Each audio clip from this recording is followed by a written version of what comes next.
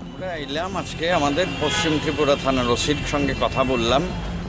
আমাদের সিপিআইএম পশ্চিম ত্রিপুরা জেলা সম্পাদক কমরেড রতন দাস, আমাদের মহকুমা সম্পাদক মণ্ডলীর যারা সদস্য দায়িত্বশীল তারা রয়েছেন। গতকাল আমাদের পার্টির সদর মহকুমা কমিটির অন্যতম সদস্য গৌরকুমার ভট্টাচার্য, সে যখন রামনগর দিয়ে আসছিল, একা হেঁটে আসছিল, তখন স্থানীয় পরিচিত বিজেপির দুষ্কৃতীরা তার উপর আক্রমণ সংগঠিত করে, রক্তাক্ত করে, বিভিন্ন জায়গায় আঘাত করে। সঙ্গে সঙ্গে এখান থেকে আমরা আইজিএম নিয়ে যাই, আমাদের পার্টি কর্মীরা নিয়ে যায়। আইজিএম থেকে জিবিতে রেফার করা হয়, জিবিতে গিয়ে চিকিৎসিত হয়েছে।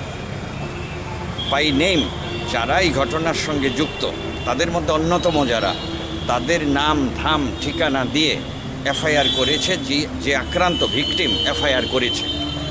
আমরা ওসি সাহেবের কাছে এটা বলতে এসেছি যে আমরা চাই যে এই যে আক্রান্ত হলো, রক্তাক্ত হলো, এটা তো নূতন নয়। এই শাসক বিজেপি আইপিএফটি জোট সরকার আসার পর থেকে সারা ত্রিপুরা রাজ্যে গণতন্ত্র উপর যেভাবে আক্রমণ চলছে, রামনগরে বিভিন্ন সময় যে আক্রমণ সংঘটিত হয়েছে, এটা তার চাইতে বিচ্ছিন্ন না। সিপিআইএমের কর্মীদের উপর আগেও আক্রমণ হয়েছে।